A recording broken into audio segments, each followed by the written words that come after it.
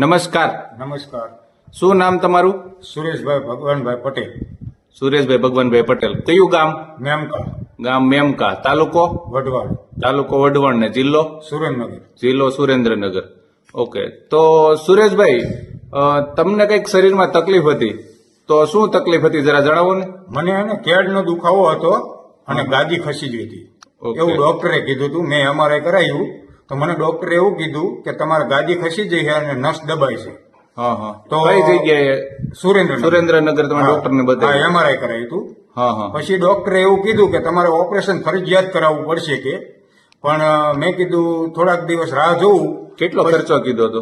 મને કીધું તો 1.5 લાખ રૂપિયા. 1.5 લાખ રૂપિયા ઓપરેશન નો ખર્ચ હા. કીધો. હા હા. પછી મેં સાહેબને એવું કીધું, મેં કીધું સાહેબ હવે હું 15 દિવસ પછી વિચારી અને પછી તમને કહીશ.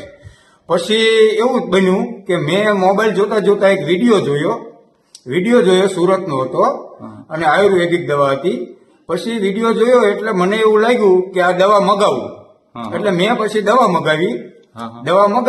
પછી મને ફેર પડવા માંડાણો હવરે થોડો. એટલે પછી મેં ઓપરેશનનું માંડી વાળ્યું અને પછી મેં કીધું હવે મારે ઓપરેશન કરાવવું નથી. કીધું ઓપરેશનમાં બીજી તકલીફ પડે છે ઘણી બધી. એટલે પછી મેં બંધ કર્યું. તો અત્યારે તમને સારું છે એકદમ? હા, એકદમ સારું. એટલે પહેલા 1.5 કિલોમીટર હું ચાલી નહોતો શકતો. હા હા. 1.5 કિલોમીટર ચાલતો નહોતો. અત્યારે હું ટ્રેક્ટર હાંકું છું, બાઇક ચલાવું છું, ગાડી ચલાવું છું, બધા વાહન ચલાવું છું. મતલબ હાલવું હોય તો મારે 5 કિલોમીટર સુધી હાલવું હોય તો મને કોઈ જાતની તકલીફ નથી. ઓકે, ખેતીવાડીનું બધું કામ તમે કરો? ખેતીવાડીનું તમામ કામ કરું છું. ઓકે, તો તમે કઈ દવા પીધી જરા બતાવો ને. હા, બસ એક આ દવા હતી. આ જોઈન્ટ જીમ. હા. ઓકે, પછી બીજી? પછી બીજી આ દવા હતી. આ કેલ્શિયમ છે. ત્યાર પછી ત્રીજી આ દવા હતી. આ છે ઓર્થોમેગા. ઓકે, તો ઓર્થોમેગા, જોઈન્ટ જીમ ને કેલ્શિયમ 3 દવાથી આ 3 દવાથી મને કેટલા દિવસથી તમને રિઝલ્ટ દેખાવાનું ચાલુ થયું? મને 10 દિવસથી રિઝલ્ટ દેખાવાનું ચાલુ થયું અને મેં 1 મહિનાનો કોર્સ કર્યો હતો. એક જ મહિનાનો કોર્સ? હા. કોર્સ તો તમને જાજો કીધો પણ મતલબ 1 મહિનો મને તમે 2 મહિનાનો કોર્સ કીધો હતો.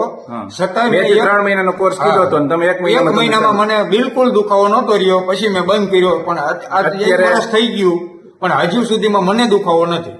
આ દવા બંધ કર્યા પછી 1 વર્ષ થઈ ગયું? 1 વર્ષ થઈ ગયું. છતાંય ક્યારેય દુખાવો થયો કોઈ નથી? જાતનો દુખાવો નહીં. ઓકે, તો તમારું શું કહેવાનું છે આ દવા વિશે? આ દવા વિશે હું તો એમ કઉ છું કે ગમે તેને ગાદી ખસીદી હોય, કોઈ કેળનો દુખાવો હોય, એને જરૂર આ દવા લેવી. આ દવા લેવી જરૂરી છે? હા. ઓકે, તો આ દવા લેવાથી ખુશ ને તમે? હા, ખુશ, એકદમ ખુશ. તો સુરેશભાઈ, ઇન્ટરવ્યુ આપવા બદલ ખૂબ ખૂબ આભાર તમારો.